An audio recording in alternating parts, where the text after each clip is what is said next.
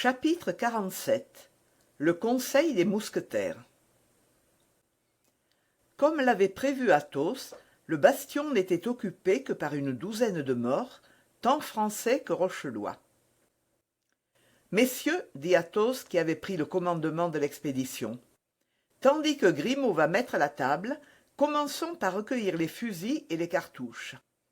Nous pouvons d'ailleurs causer tout en accomplissant cette besogne. Ces messieurs, ajouta-t-il en montrant les morts, ne nous écoutent pas. Mais nous pourrions toujours les jeter dans le fossé, dit Porthos, après toutefois nous être assurés qu'ils n'ont rien dans leur poche. Oui, dit Aramis, c'est l'affaire de Grimaud. Ah, bien alors, dit D'Artagnan, que Grimaud les fouille et les jette par-dessus les murailles. Gardons-nous-en bien, dit Athos, ils peuvent nous servir. Ces morts peuvent nous servir, dit Porthos. Ah ça, vous devenez fou, cher ami. Ne jugez pas témérairement, disent l'Évangile et monsieur le cardinal, répondit Athos. Combien de fusils, messieurs 12, répondit Aramis.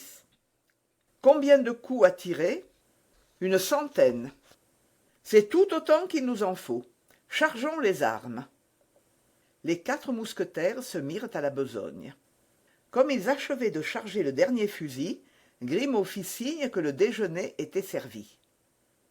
Athos répondit, toujours par geste, que c'était bien, et indiqua à Grimaud une espèce de poivrière où celui-ci comprit qu'il se devait tenir en sentinelle. Seulement, pour adoucir l'ennui de la faction, Athos lui permit d'emporter un pain, 2 côtelettes et une bouteille de vin. « Et maintenant, à table, dit Athos. » Les 4 amis s'assirent à terre, les jambes croisées, comme les Turcs ou comme les tailleurs. « Ah, maintenant, dit D'Artagnan, que tu n'as plus la crainte d'être entendu, j'espère que tu vas nous faire part de ton secret, Athos. »« J'espère que je vous procure à la fois de l'agrément et de la gloire, messieurs, dit Athos. Je vous ai fait faire une promenade charmante. Voici un déjeuner des plus succulents, et 500 personnes là-bas, comme vous pouvez les voir à travers les meurtrières, qui nous prennent pour des fous ou pour des héros, 2 classes d'imbéciles qui se ressemblent assez. « Mais ce secret » demanda D'Artagnan. « Le secret, dit Athos, c'est que j'ai vu Milady hier soir. » D'Artagnan portait son verre à ses lèvres. Mais, à ce nom de Milady, la main lui trembla si fort qu'il le posa à terre pour ne pas en répandre le contenu. « Tu as vu ta femme ?»« Chut donc !» interrompit Athos. « Vous oubliez, mon cher, que ces messieurs ne sont pas initiés comme vous dans le secret de mes affaires de ménage. J'ai vu Milady. »« Et où cela ?» demanda D'Artagnan. « À 2 lieues d'ici à peu près, à l'auberge du Colombier Rouge. »« En ce cas, je suis perdu, » dit D'Artagnan. « Non, pas tout à fait encore, » reprit Athos, « car à cette heure, elle doit avoir quitté les côtes de France. » D'Artagnan respira. « Mais, au bout du compte, demanda Porthos, qu'est-ce donc cette Milady ?»« Une femme charmante, » dit Athos en dégustant un verre de vin mousseux. « Canaille d'hôtelier !» s'écria-t-il, « qui nous donne du vin d'Anjou pour du vin de Champagne et qui croit que nous nous y laisserons prendre. » Oui, continua-t-il, une femme charmante qui a eu des bontés pour notre ami D'Artagnan, qui lui a fait je ne sais quelle noirceur dont elle a essayé de se venger, il y a 1 mois, en voulant le faire tuer à coups de mousquet, il y a 8 jours en essayant de l'empoisonner, et hier en demandant sa tête au cardinal. « Comment ? En demandant ma tête au cardinal ?» s'écria D'Artagnan pâle de terreur. « Ça, dit Porthos, c'est vrai comme l'Évangile. Je l'ai entendu de mes 2 oreilles. »« Moi aussi, » dit Aramis. « Alors, dit D'Artagnan en laissant tomber son bras avec découragement, il est inutile de lutter plus longtemps. Autant que je me brûle la cervelle et que tout soit fini. »« C'est la dernière sottise qu'il faut faire, » dit Athos, attendu que c'est la seule à laquelle il n'y ait pas de remède. « Mais je n'en réchapperai jamais, dit D'Artagnan, avec des ennemis pareils. D'abord mon inconnu de Meung, ensuite de Wardes, à qui j'ai donné 3 coups d'épée, puis Milady dont j'ai surpris le secret, enfin le cardinal dont j'ai fait échouer la vengeance. Eh bien, dit Athos, tout cela ne fait que 4, et nous sommes 4, un contre un.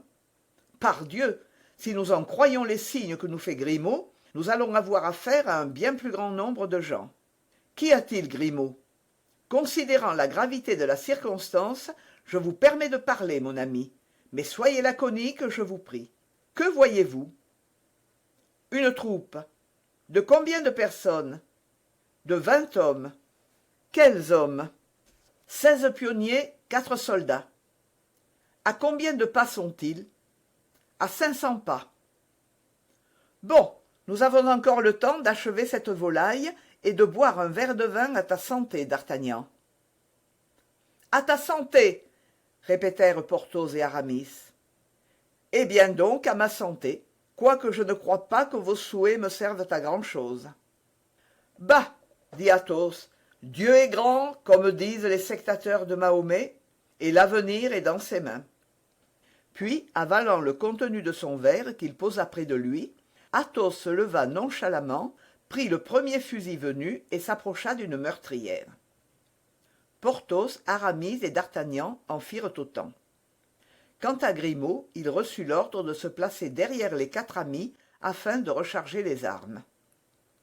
Au bout d'un instant, on vit paraître la troupe. Elle suivait une espèce de boyau de tranchée qui établissait une communication entre le bastion et la ville. « Pardieu, dit Athos, c'est bien la peine de nous déranger pour une vingtaine de drôles armés de pioches, de hoyaux et de pelles. Grimaud n'aurait eu qu'à leur faire signe de s'en aller, et je suis convaincu qu'ils nous eussent laissés tranquilles. »« J'en doute, observa d'Artagnan, car ils avancent fort résolument de ce côté. D'ailleurs, il y a avec les travailleurs 4 soldats et un brigadier armés de mousquets. »« C'est qu'ils ne nous ont pas vus, reprit Athos. »« Ma foi, dit Aramis, j'avoue que j'ai répugnance à tirer sur ces pauvres diables de bourgeois. »« Mauvais prêtre, répondit Porthos, qui a pitié des hérétiques. »« En vérité, dit Athos, Aramis a raison, je vais les prévenir. »« Que diable faites-vous donc ?» s'écria d'Artagnan. « Vous allez vous faire fusiller, mon cher. » Mais Athos ne tint aucun compte de la vie, et, montant sur la brèche, son fusil d'une main et son chapeau de l'autre, « Messieurs, dit-il en s'adressant aux soldats et aux travailleurs, qui, étonnés de son apparition, s'arrêtaient à 50 pas environ du bastion, et en les saluant courtoisement, « Messieurs, nous sommes, quelques amis et moi, en train de déjeuner dans ce bastion. Or, vous savez que rien n'est désagréable comme d'être dérangé quand on déjeune. Nous vous prions donc, si vous avez absolument affaire ici, d'attendre que nous ayons fini notre repas, ou de repasser plus tard, à moins qu'il ne vous prenne la salutaire envie de quitter le parti de la rébellion et de venir boire avec nous à la santé du roi de France. »« Prends garde, Athos, s'écria d'Artagnan. Ne vois-tu pas qu'ils te mettent en joue ?»« Si fait, dit Athos, mais ce sont des bourgeois qui tirent fort mal et qui n'ont garde de me toucher. » En effet, au même instant, 4 coups de fusil partirent, et les balles vinrent s'aplatir autour d'Athos, mais sans qu'une seule le touchât. 4 coups de fusil leur répondirent presque en même temps, mais ils étaient mieux dirigés que ceux des agresseurs. 3 soldats tombèrent, tués raides, et un des travailleurs fut blessé. « Grimaud, un autre mousquet !» dit Athos toujours sur la brèche. Grimaud obéit aussitôt. De leur côté, les 3 amis avaient chargé leurs armes.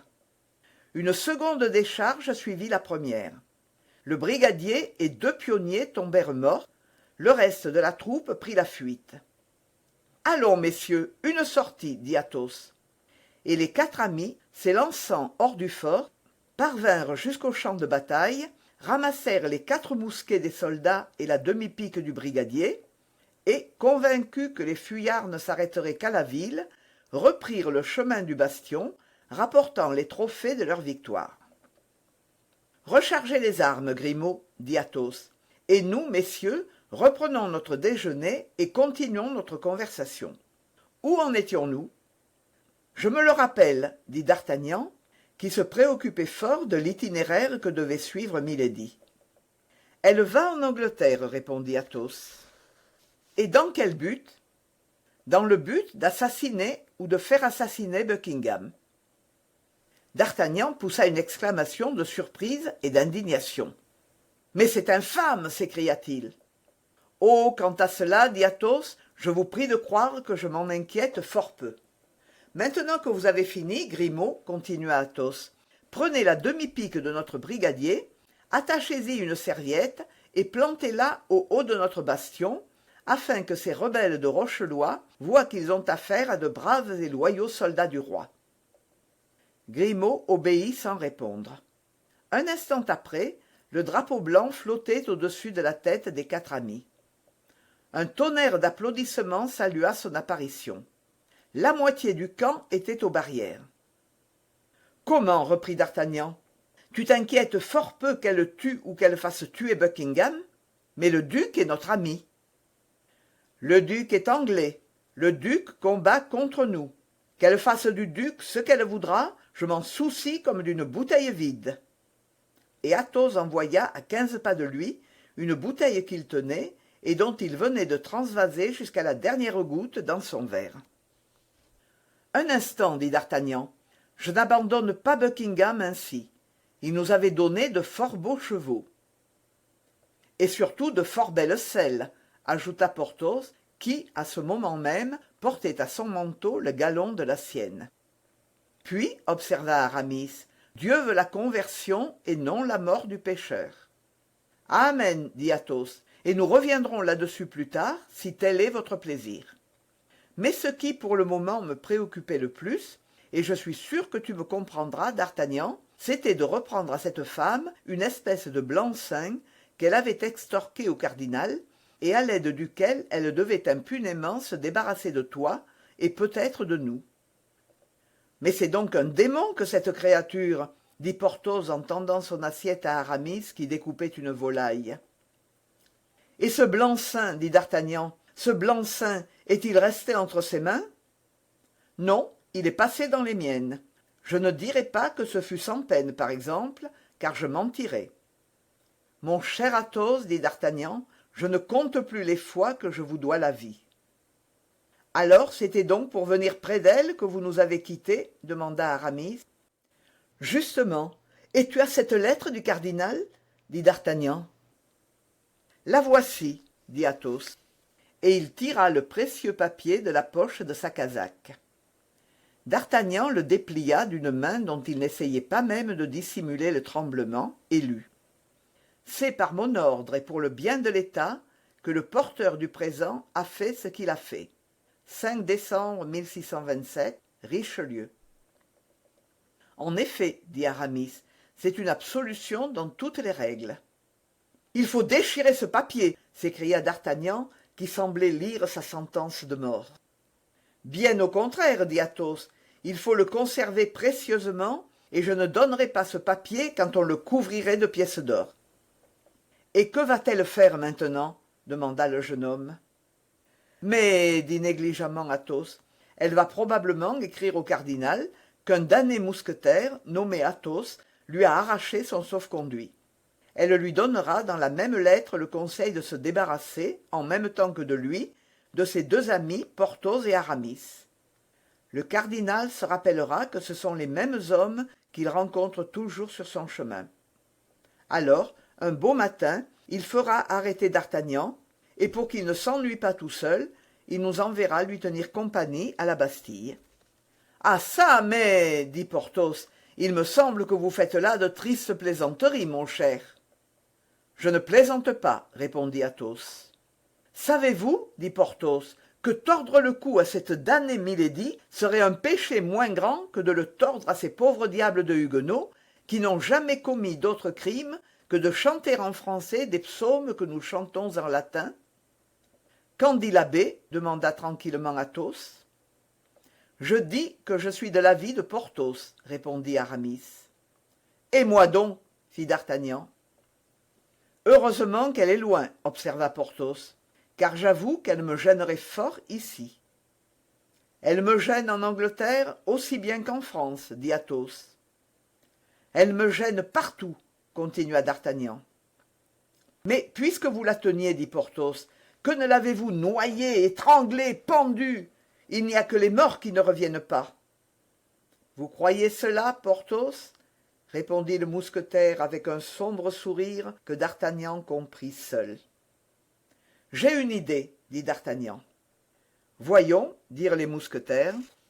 Aux armes! Cria Grimaud. Les jeunes gens se levèrent vivement et coururent au fusil. Cette fois, une petite troupe s'avançait, composée de 20 ou 25 hommes. Mais ce n'étaient plus des travailleurs, c'étaient des soldats de la garnison. Si nous retournions au camp, dit Porthos, il me semble que la partie n'est pas égale. Impossible pour 3 raisons, répondit Athos. La première, c'est que nous n'avons pas fini de déjeuner. La seconde, c'est que nous avons encore des choses d'importance à dire. La troisième, c'est qu'il s'en manque encore de 10 minutes que l'heure ne soit écoulée. Voyons, dit Aramis, il faut cependant arrêter un plan de bataille. Il est bien simple, répondit Athos. Aussitôt que l'ennemi est à portée de mousquet, nous faisons feu. S'il continue d'avancer, nous faisons feu encore, nous faisons feu tant que nous avons des fusils chargés. Si ce qui reste de la troupe veut encore monter à l'assaut, nous laissons les assiégeants descendre jusque dans le fossé, et alors nous leur poussons sur la tête ce pan de mur qui ne tient plus que par un miracle d'équilibre. « Bravo !» s'écria Porthos.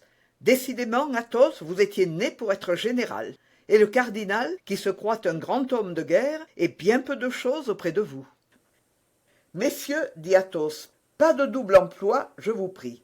Visez bien chacun votre homme. »« Je tiens le mien, dit d'Artagnan. »« Et moi le mien, dit Porthos. »« Et moi, idem, dit Aramis. »« Alors, feu !» dit Athos. Les 4 coups de fusil ne firent qu'une détonation, et 4 hommes tombèrent. Aussitôt le tambour battit, et la petite troupe s'avança au pas de charge. Alors, les coups de fusil se succédèrent sans régularité, mais toujours envoyés avec la même justesse. Cependant, comme s'ils eussent connu la faiblesse numérique des amis, les Rochelois continuaient d'avancer au pas de course. Sur 3 autres coups de fusil, 2 hommes tombèrent.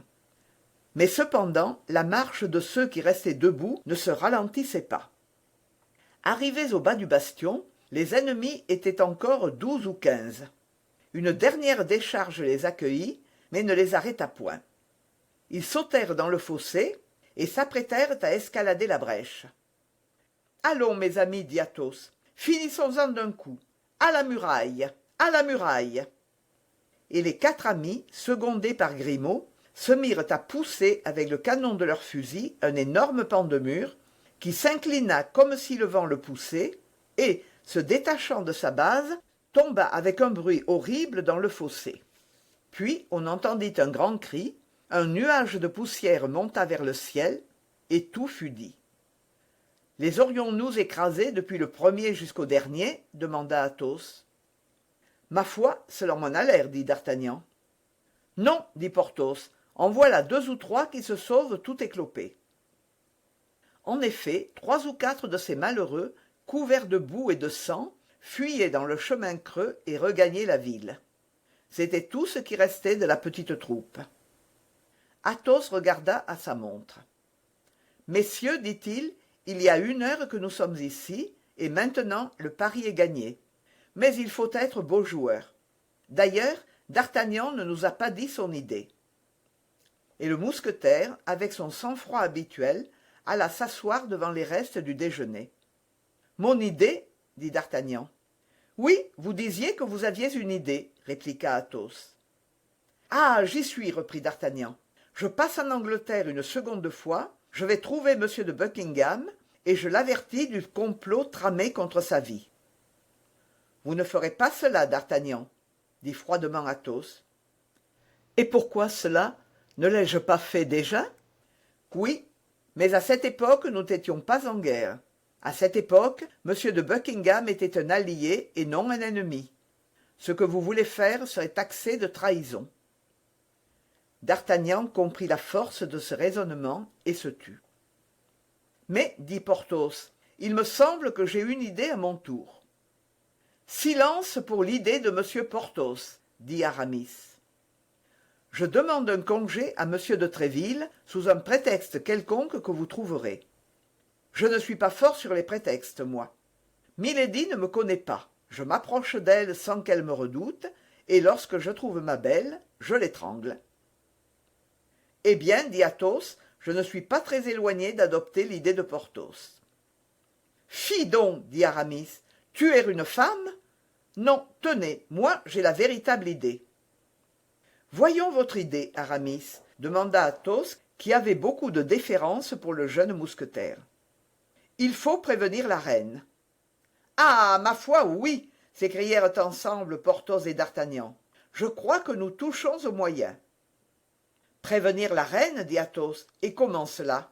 Avons-nous des relations à la cour? Pouvons-nous envoyer quelqu'un à Paris sans qu'on le sache au camp? D'ici à Paris, il y a 140 lieues. Notre lettre ne sera pas à Angers que nous serons au cachot, nous.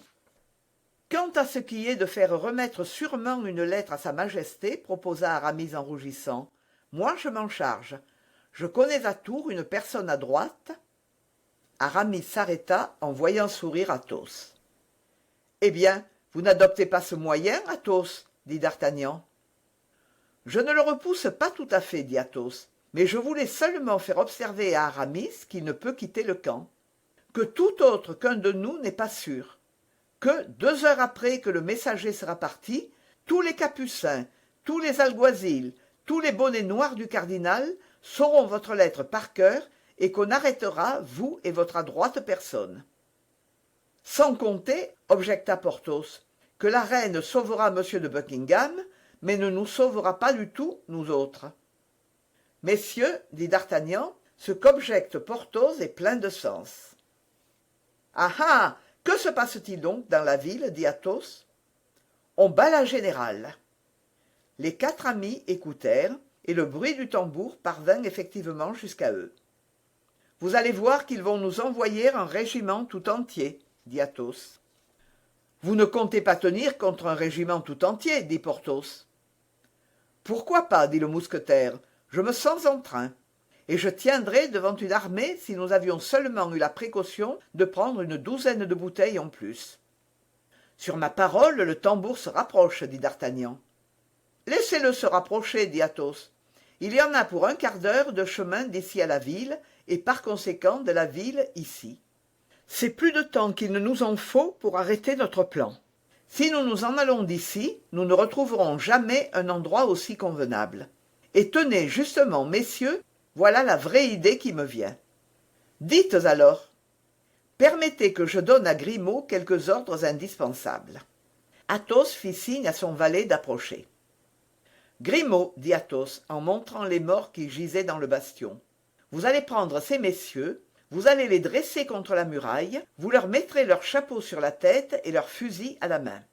« Oh, grand homme !» s'écria D'Artagnan, « je te comprends. » Vous comprenez, dit Porthos. Et toi, comprends-tu, Grimaud demanda Aramis.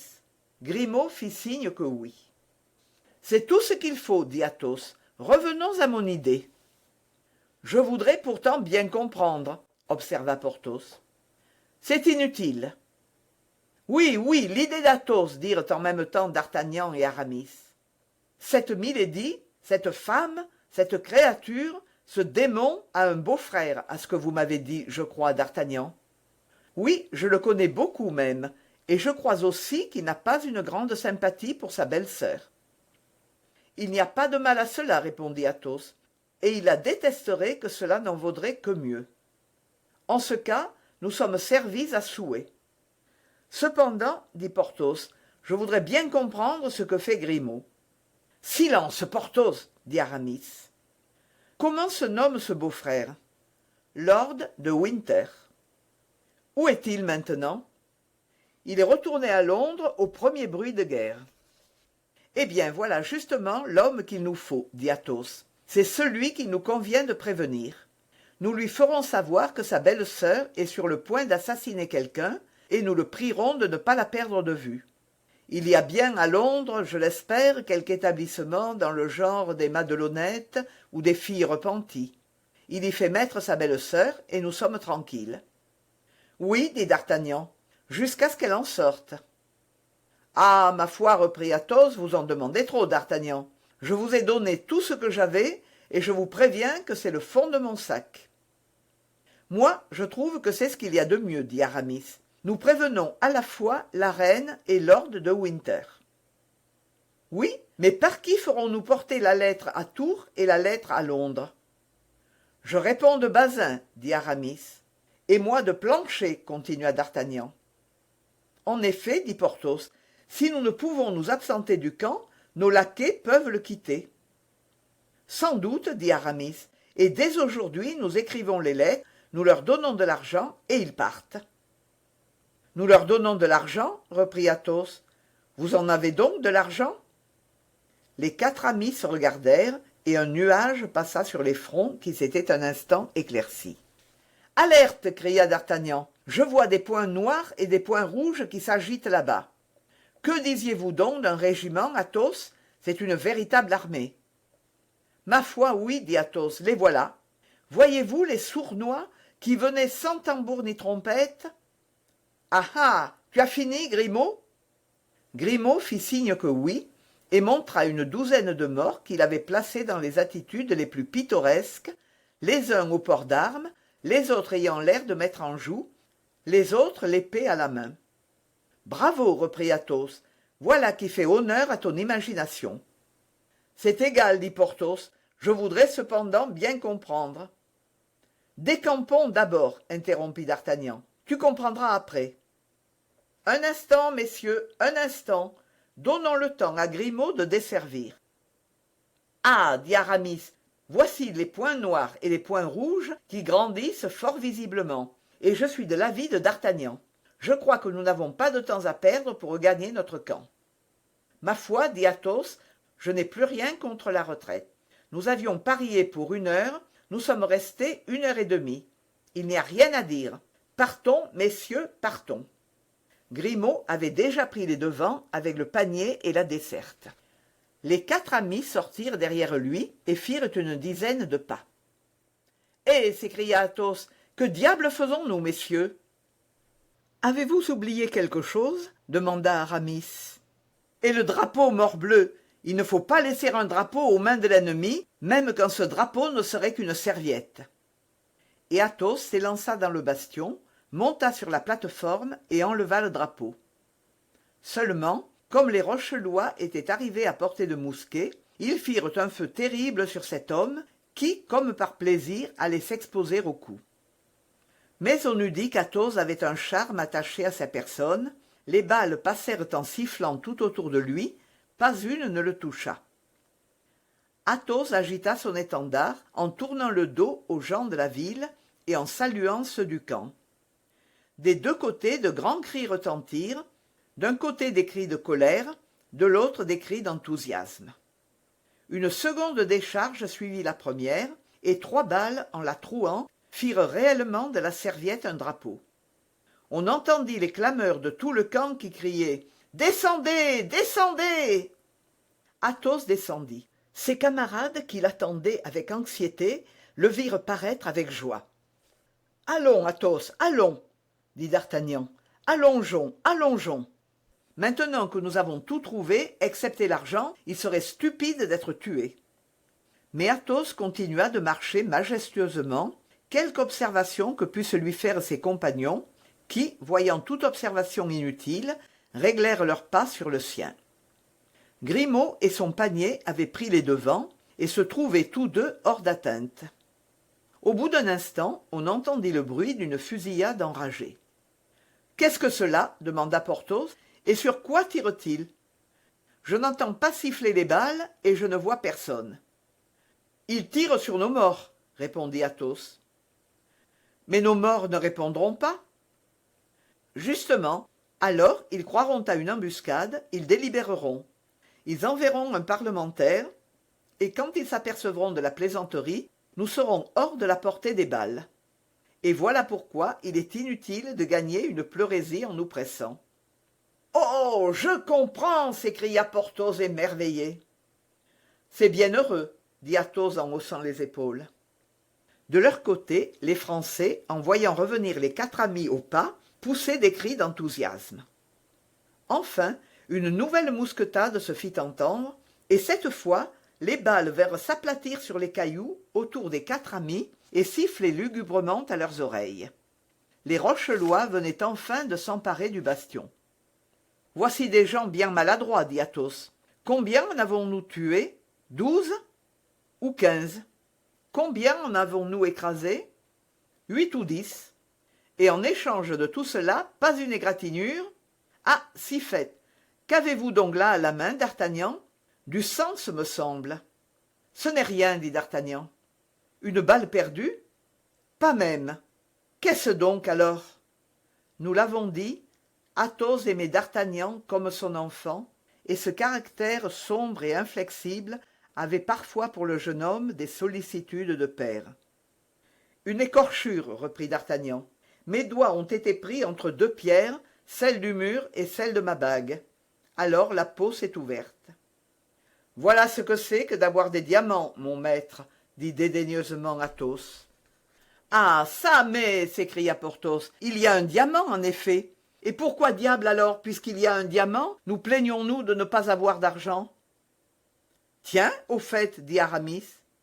À la bonne heure, Porthos. Cette fois-ci, voilà une idée. Sans doute, dit Porthos en se rengorgeant sur le compliment d'Athos. Puisqu'il y a un diamant, vendons-le. Mais, dit d'Artagnan, c'est le diamant de la reine. Raison de plus, reprit Athos. La reine sauvant M. de Buckingham son amant, rien de plus juste. La reine nous sauvant, nous ses amis, rien de plus moral. Vendons le diamant. Qu'en pense monsieur l'abbé? Je ne demande pas l'avis de Porthos, il est donné. Mais je pense, dit Aramis en rougissant, que sa bague ne venant pas d'une maîtresse, et par conséquent n'étant pas un gage d'amour, d'Artagnan peut la vendre. Mon cher, vous parlez comme la théologie en personne. Ainsi votre avis est? De vendre le diamant, répondit Aramis. Eh bien, dit gaiement d'Artagnan, vendons le diamant et n'en parlons plus. La fusillade continuait, mais les amis étaient hors de portée, et les Rochelois ne tiraient plus que pour l'acquis de leur conscience. Ma foi, dit Athos, il était temps que cette idée vînt à Porthos. Nous voici au camp. Ainsi, messieurs, pas un mot de plus sur cette affaire. On nous observe, on vient à notre rencontre, nous allons être portés en triomphe. En effet, comme nous l'avons dit, tout le camp était en émoi. Plus de 2000 personnes avaient assisté, comme à un spectacle, à l'heureuse forfanterie des quatre amis, forfanterie dont on était bien loin de soupçonner le véritable motif. On n'entendait que le cri de « Vive les gardes! Vive les mousquetaires !» M. de Busigny était venu, le premier, serrer la main à Athos et reconnaître que le pari était perdu. Le dragon et le Suisse l'avaient suivi, tous les camarades avaient suivi le dragon et le Suisse.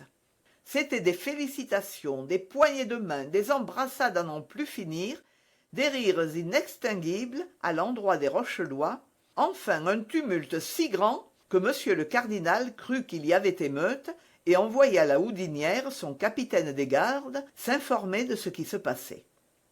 La chose fut racontée aux messagers avec toutes les florescences de l'enthousiasme. « Eh bien » demanda le cardinal en voyant la Houdinière.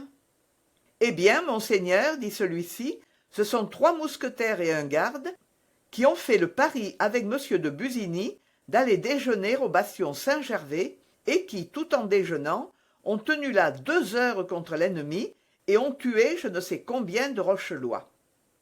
Vous êtes-vous informé du nom de ces 3 mousquetaires? Oui, monseigneur. Comment les appelle-t-on? Ce sont messieurs Athos, Porthos et Aramis. Toujours mes 3 braves, murmura le cardinal. Et le garde? Monsieur d'Artagnan. Toujours mon jeune drôle. Décidément, il faut que ces 4 hommes soient à moi. Le soir même, le cardinal parla à M. de Tréville de l'exploit du matin, qui faisait la conversation de tout le camp. M. de Tréville, qui tenait le récit de l'aventure de la bouche même de ceux qui en étaient les héros, la raconta dans tous ses détails à son éminence, sans oublier l'épisode de la serviette. « C'est bien, monsieur de Tréville, dit le cardinal. Faites-moi tenir cette serviette, je vous prie. J'y ferai broder 3 fleurs de lys d'or, et je la donnerai pour guidon à votre compagnie. » Monseigneur, dit M. de Tréville, il y aura injustice pour les gardes. Monsieur d'Artagnan n'est pas à moi, mais à monsieur des Essarts. Eh bien, prenez-le, dit le cardinal. Il n'est pas juste que, puisque ces 4 braves militaires s'aiment tant, ils ne servent pas dans la même compagnie. Le même soir, M. de Tréville annonça cette bonne nouvelle aux 3 mousquetaires et à d'Artagnan, en les invitant tous les 4 à déjeuner le lendemain. D'Artagnan ne se possédait pas de joie. On le sait, le rêve de toute sa vie avait été d'être mousquetaire. Les 3 amis étaient fort joyeux. « Ma foi, dit d'Artagnan à Athos, tu as eu une triomphante idée, et, comme tu l'as dit, nous y avons acquis de la gloire, et nous avons pu lier une conversation de la plus haute importance, que nous pourrons reprendre maintenant sans que personne nous soupçonne, car, avec l'aide de Dieu, nous allons passer désormais pour des cardinalistes. » Le même soir, d'Artagnan alla présenter ses hommages à M. des Essarts et lui faire part de l'avancement qu'il avait obtenu. M. des Essarts, qui aimait beaucoup d'Artagnan, lui fit alors ses offres de service, ce changement de corps amenant des dépenses d'équipement. D'Artagnan refusa, mais, trouvant l'occasion bonne, il le pria de faire estimer le diamant qu'il lui remit et dont il désirait faire de l'argent. Le lendemain, à 8 heures du matin, le valet de M. des Essarts entra chez d'Artagnan et lui remit un sac d'or contenant 7 000 livres. C'était le prix du diamant de la reine.